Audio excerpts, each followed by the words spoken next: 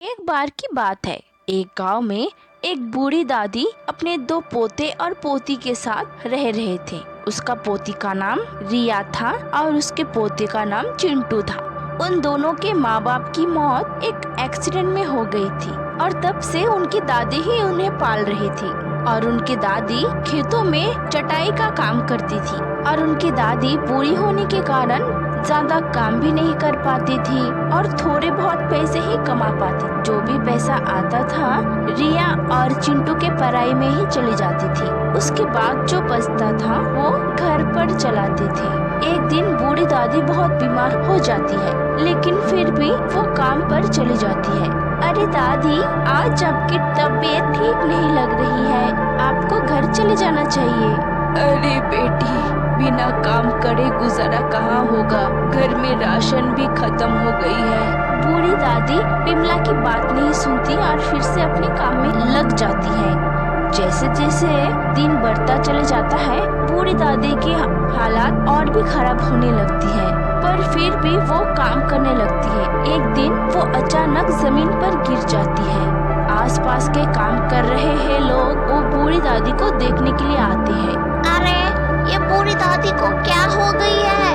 अरे इनके तबीयत ना बहुत दिनों से खराब थी, लेकिन ये मानते ही नहीं है, फिर भी काम करती है। हरिया दादी को चेक करती है, लेकिन वो मर चुकी होती है। अरे ये तो मर चुकी है, इनको इनके घर लेकर जाना होगा। ये भगवान, अब इनके छोटे छोटे पोते पोती का क्या होगा? वो भी कैसे किस्मत पाई है, पहले माँ बाप चली गई और उसके बाद दादी भी। जैसे ही पता चलती है कि उसकी दादी उस दुनिया में नहीं है और वो दोनों बहुत रोने लगते हैं और वो एकदम अकेले में हो जाते हैं। दूर दूर से कोई रिश्तेदार भी उसे देखने के लिए नहीं आता है। बेचारे दो बच्चे उस घर में ही बैठ और रोने लगते हैं। तू मत रो रिया, हम एक दूसरे का ध्यान रखेंगे। और दादी ने हमें सिखाया था ना कि हमें कभी भी नहीं डरना चाहिए और हमेशा हिम्मत से काम करना है। हाँ, पर दादी की बहुत ही याद आ रही है। याद तो मुझे भी आ रही है।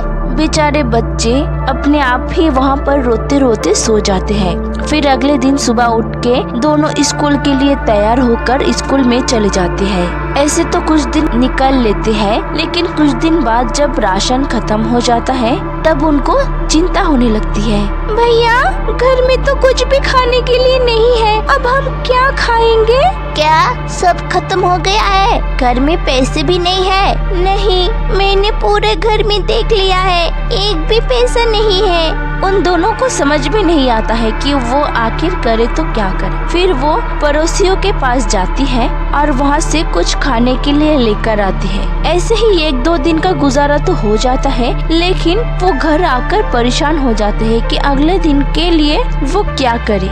भैया, ऐसे मांग मांग के हम दोनों कितने दिन अपने पेट भरेंगे और बाकी के खर्चे भी तो है। हम दोनों को खुद ही कुछ करना होगा। लेकिन हम तो बच्चे हैं, हम क्या करेंगे? कुछ तो करना ही होगा भैया, नहीं तो हम मांग मांग के कितने दिन खाएंगे। बाहर गए तो हमें कुछ न कुछ उपाय मिल ही जाएगा। फिर अगले दिन जब वो स्कूल जाते हैं तो उसे रास्ते में एक मोमोज वाला दिखाई देता है। फिर उन दोनों के दिमाग में आता है कि क्यों ना वो दोनों मोमोज बनाकर ही बेचे। फिर वो फटाफट अपने घर जाता है, लेकिन उन दोनों के पास पैसे ही नहीं होते हैं कि उसके लिए सामान खरीद के लाए। फिर रिया उनके दादी का पीतल का दो बड़े बड़े घड़ा लेते हैं, उसको बेच कर आते हैं और उन पैसों से कुछ सामानें लेकर आते हैं मोमोज बनाने के लिए। और वो दोनों मोमोज बनाने की तैयारी करते हैं, लेकिन उनसे मोमोज बनते ही नहीं। अरे क्या हो गया है ये? इतना हमने कोशिश किया है, लेकिन मोमोज बनता ही नहीं है। अब हम क्या करेंगे? शायद हम भूखे ही मर जाएंगे। काश दादी होती तो हमें ये सब दिन नहीं देखना पड़ते। दोनों बच्चे बहुत कोशिश करते हैं, लेकिन ना होने की वजह से रोते रोते ही सो जाते हैं। उसके बाद उसकी बूढ़ी दादी चुड़ैल बनकर आ जाती है और अपने बच्चे को देखकर बहुत दुखी होती है। अरे मेरे प्यारे बच्चे, इन दोनों को क्या नहीं करना पड़ रहा है, लेकिन मैं आ गई हूँ, मैं सब ठीक कर दूंगी। फिर बस वो मोमोज बनाने के लिए बैठ जाती है और एक के बाद एक फटाफट मोमोज बनाने लगती। ऐसा मोमोज बनाती है कि पूरे गांव वालों ने नहीं देखे होंगे। फिर मोमोज बनाने के बाद वो वहाँ से गायब हो जाती है। सुबह उठकर दोनों बच्चे मोमोज को देखकर एकदम खुशी से पागल हो जाते हैं। अरे रिया, हमने तो मोमोज एक भी नहीं बनाए, फिर इतने सारे मोमोज कहाँ से आए हैं? पता नहीं भैया, लगता है भगवान ने हमारे लिए किसी को भेजा है। दादी बोलती थी कि अच्छे लोगों के भगवान हमेशा मदद करते हैं। हाँ, चलो पहले इनको हम खाकर देखते हैं। दोनों बच्चे मोमोज खाकर देखते हैं तो वो बहुत स्वादिष्ट होते हैं। अरे भैया, अब देखना, पूरा मत खा लेना, स्कूल से आकर हमें इसे बेचने भी जाना है ना। हाँ रिया, तू एकदम ठीक कह रही है। चल पहले हम लोग स्कूल में जाकर आते हैं। दोनों बच्चे स्कूल चले जाते हैं और शाम होने के बाद दोनों अपने मोमोज को लेकर बेचने के लिए बैठ जाते हैं। सब लोग बहुत हैरान हो जाते हैं कि इतने छोटे छोटे बच्चे मोमोज कैसे बेच रहे हैं। फिर वो एक दो प्लेट खाने के बाद एकदम हैरान हो जाते हैं। अरे, इतने स्वादिष्ट मोमोज तो मैंने कभी नहीं खाए। मजा ही आ गया है। अरे सच में भाई साहब, मैंने भी इतने स्वादिष्ट मोमोज पहले कभी नहीं खाए। हाँ, बहुत टेस्टी है। फिर धीरे धीरे सारे मोमोज बिकने लगती है और बूढ़ी चुड़ैल वहाँ पर खड़े हुए सब देखने लगती है। सब लोग बच्चे को मासूम देखकर ज्यादा मोमोज खा जाते हैं या कोई कम पैसा देकर चले जाते हैं और कुछ तो पैसे बिना देकर ही चले जाते हैं। ये सब बूढ़ी चुड़ैल को देखकर बिल्कुल बर्दाश्त नहीं हो रहा होता है, पर वो शांत रहती है। फिर अगले दिन बच्चे मोमोज के लिए सामान लेकर रख देते हैं और उन दोनों को पूरा यकीन होता है कि रात को भगवान आके उसकी मोमोज जरूर बना के देंगे। और वो दोनों खाना खाकर आराम से सो जाते और उसके बाद बूढ़ी चुड़ैल आकर मोमोज बनाना शुरू कर देती है। फिर सुबह जब बच्चे स्कूल जाने के लिए उठते हैं तो मोमोज देखकर वो बड़े खुश हो जाते हैं। फिर स्कूल चले जाते हैं और स्कूल से आकर शाम को फिर से मोमोज बेचना शुरू कर देते हैं।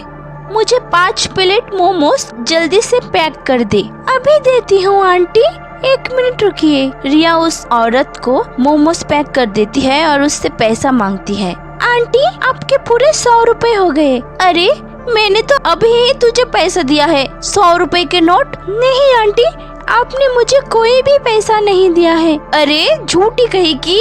अरे तुम लोग कितना झूठ बोलते हो, अभी ही मैंने पैसा दिया है। अरे नहीं आंटी, मैंने भी देखा है, आपने कोई भी पैसा नहीं दिया है। आप हमारे साथ ऐसा मत करो, प्लीज हमारे पैसा दे दो। अरे तुमने तो लूट मचा के रखी है, जब मैंने पैसे दे दिए तो दे दिए, समझे। वो औरत ऐसा कहकर वहाँ से चली जाती है और बूढ़ी चुड़ैल वहाँ पर सब देखने लगते हैं और उनसे ये सब देखकर बिल्कुल बर्दाश्त नहीं होता है। अरे मेरे बच्चे का खाकर और मेरे बच्चे के ऊपर ही चिल्ला रहे हैं, मैं इनको नहीं छोड़ूंगी। और तभी वो बूढ़ी दादी उस रिया के शरीर में समा जाती है और वो उस औरत के पीछे जाने लगती है। जब मैंने बोल दिया है कि तूने पैसा नहीं दिया है तो तुझे समझ भी नहीं आता है क्या, और हमें बेवकूफ बनाने की सोचना भी मत। अरे तेरे पैसे मैं नहीं देने वाली, जा यहाँ से। फिर रिया हाथ से मोमोज छीन लेती है। हाय हाय, इतनी सी बच्ची के हाथ में इतना पावर।